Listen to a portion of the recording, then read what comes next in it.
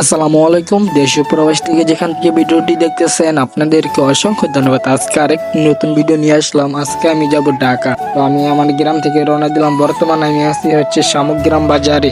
এই শামুকগ্রাম বাজারের অবস্থান হচ্ছে ব্রাহ্মণবাড়িয়া জেলা নবীনগর উপজেলায় অবস্থিত এটা। এখন আমি শামুকগ্রাম বাজারের শেষ প্রান্তে আছি। তো এখান থেকে একটি সিএনজিতে উঠলাম। এখান থেকে আমি ফেরিঘাট যাব। আরেকজন ভাইও ফেরিঘাট যাবে, তার জন্য আমরা দুইজন এই গাড়িতে উঠলাম। আজকের এই দিনটি হচ্ছে 29 তারিখ 12 মাস 2024। তারপর গাড়িও ছেড়ে দিল। এখন আমরা গাড়ি রানিং আছি। শামুকগ্রাম শেষ প্রান্তে আমার থেকে সিএনজিতে ভাড়া নিছে 140 টাকা। আর আমার সাথের ভাইটা দেখেন কিভাবে তাকিয়ে আছে ক্যামেরার দিক।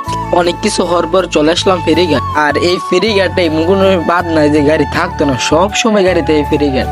এখন আমি গিয়ে ফেরিতে উঠবো, তার জন্য ফিরতে যাইতেছি। কত গাড়ি ঘোড়া আমার পিছন তো দেখতে পারতেছেন, ওই পার থেকে যে পার আসে।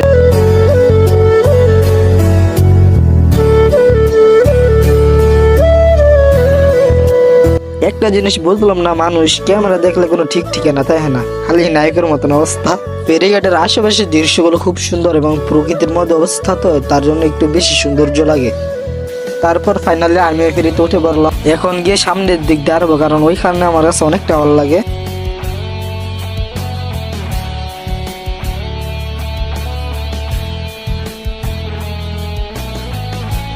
ফাইনালি ফেরিও ছেড়ে দিল। দেখতে পারতেছেন কত সুন্দর দিকে চলতেছে। আমার কাছে অনেকটা ভালো লাগে এই দৃশ্যটি। আমি ফেরির সামনে দাঁড়ালাম, আর অনেকটা বাতাস ফেরিঘাট। বাতাসটা আমার কাছে অস্থির লাগে। এখন যে দৃশ্যটি দেখতেছেন এটা হচ্ছে ফেরির ওই পারের। আমরা প্রায় কাছাকাছি চলে আসলাম। আর একটা কথা বলে দিই, ফেরি থেকে নামবার সময় সাবধানে নামবেন। তারপর অনেক কিছুর পরে আমি একটি বাসের টিকিট নিলাম, যত আমি গুলিস্তান যাব। তার জন্য এখান থেকে আমি বাসের টিকিট নিয়ে নিলাম। এখন আমি যাইতেছি বাসে। তো এই যে বাসটি দেখতেছেন, এই বাসটি দিয়ে যাবো। তো এখন আমি বাসের ভিতরে প্রবেশ করব, তার জন্য বাসের ভিতরে প্রবেশ করতে যাচ্ছি। ফাইনালি বাসের সিটে বসে পড়লাম। বাস কখন ছাড়বে তার অপেক্ষায় আছি।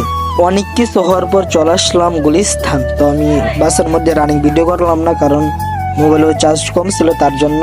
বাড়ি থেকে রওনা দিচ্ছি 11:30 বাজে, সে আওয়া পড়ছি 3:45-এ। এখন আমি বাইতুল মোকাররম মসজিদের ওইখানে যাব। ঢাকা মিনি রোডের মধ্যে সবাই সাবধানে হাঁটা চলাফেরা করবেন, কারণ অ্যাক্সিডেন্ট হওয়ার সম্ভাবনা বেশি থাকে।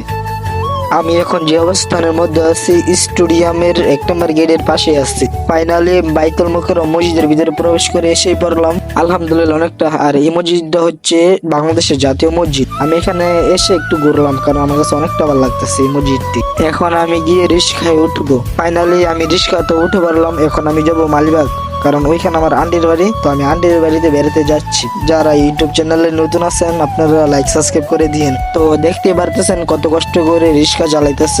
এরা দিন আনে দিন খাই। ইনশাআল্লাহ ভবিষ্যতে যদি প্রতিষ্ঠিত হয়, এদের পাশে থাকার চেষ্টা করব।